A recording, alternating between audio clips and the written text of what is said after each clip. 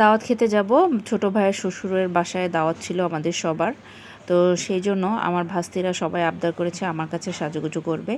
তো আমি ওদেরকে সবাইকে রেডি করে দিচ্ছিলাম। কোথাও গেলে বাচ্চারা যদি তাড়াতাড়ি রেডি হয়ে যায় তারপর নিজেরা সে নিশ্চিন্তে রেডি হওয়া যায়। তো সেই জন্য বাচ্চাদেরগুলোকে সবাইকে সুন্দরভাবে রেডি করে দিচ্ছিলাম। ওরা ড্রেস টেস পরে এসে তারপর আমার কাছে বসেছে সাজুগুজু করার জন্য।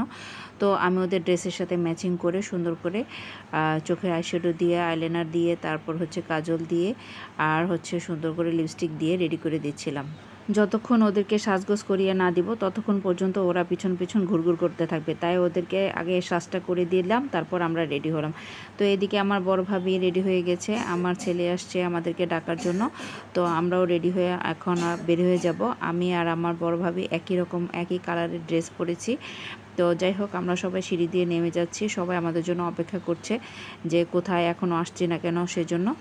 তো যাই হোক, সবাই মিলে রেডি হয়ে আমরা দাওয়াতের উদ্দেশ্যে রওনা দিলাম। তো এই তো বেরিয়ে আসলাম, এখন হচ্ছে আমরা গাড়িতে উঠব। তো আমার ভাস্তি হচ্ছে যে তার ড্রেসের সাথে ম্যাচ করে সে জুতো পরে এসছে। তো এখন ওর আম্মু বলছে না, এই জুতা পরা যাবে না, সুন্দর আরেকটা জুতা আছে সেটা পরো। তো আমি সেই জুতা হাতে নিয়ে নেমে এসেছি ওকে দেওয়ার জন্য। তো ওকে বলছিলাম যে এই জুতাটা পরো, তো বলছে যে না, এটা আমি পরবো না, আমার ড্রেসের সাথে ম্যাচ করে আমি এটা পরেছি, আমি আর এই জুতাটা পরবো না। তো যাই হোক, এই যে আমার আম্মা, আমার হাজব্যান্ড এবং আমার ভাস্তিরা সবাই এবং আমার ভাবি, আমার ছেলে, সবাই আমরা অপেক্ষা করছি। গাড়িটা পার্কিংয়ে নিয়ে যাচ্ছে, বের করছে। তো গাড়ির মধ্যে আমরা সবাই উঠবো। তো আমার হাজব্যান্ড দই মিষ্টি নিয়ে রেডি। তো তারপর হচ্ছে গেটটা খুলে তারপর হচ্ছে আমরা বাইরে গাড়িতে উঠবো। সবাই এখানে অপেক্ষা করছে গাড়িতে ওঠার জন্য, এক এক করে সবাই উঠে যাচ্ছে। আমি একটু সামান্য ভিডিও করে নিলাম সবার।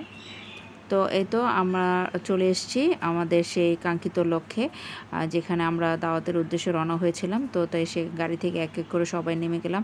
আর বাড়িটা হচ্ছে কনস্ট্রাকশনের মাধ্যমে, ডেভেলপারের মাধ্যমে বাড়িটা করেছে, এখনও কাজ চলছে। তো 6 তলায় উঠতে হবে সেটা চিন্তা করে খুবই মানে ভয় পাচ্ছিলাম। আর এই তো ভয়ে ভয়ে আমরা 6 তলা খুব কষ্ট করে উঠেছি। এসে দেখি সব খাবার দাবার রেডি। এটা হচ্ছে আমার ভাইয়ের ছেলে, ও সাইকেল চালাচ্ছে। আমাদেরকে দেখে খুব অবাক হলো এবং বলল, ফুপি তোমরা চলে এসছো। তো ঘরটা মানে খুবই সুন্দর, 6 তলার উপরে হলেও খোলামেলা এবং রুমগুলো খুব সুন্দর বড় বড়। আর যে রুমটাতে আমরা বসেছিলাম সেই রুমটা অনেক ঠান্ডা ছিল। তো খুব আলো বাতাস ছিল। তো যার কারণে আমাদের খুব ভালো লাগছিলো। আমি ঘুরে ঘুরে বাড়িটা দেখছিলাম।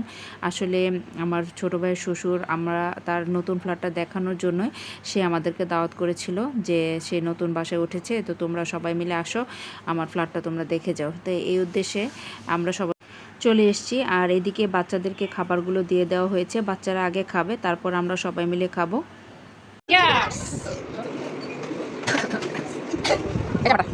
এরপর ড্রিঙ্কস খাওয়ার পালা। তো সবাই মিলে সবার গ্লাসের সাথে টোক্কা লাগিয়ে আমরা ড্রিঙ্কসগুলো খাচ্ছি এবং সবাই খুব মজা করছি।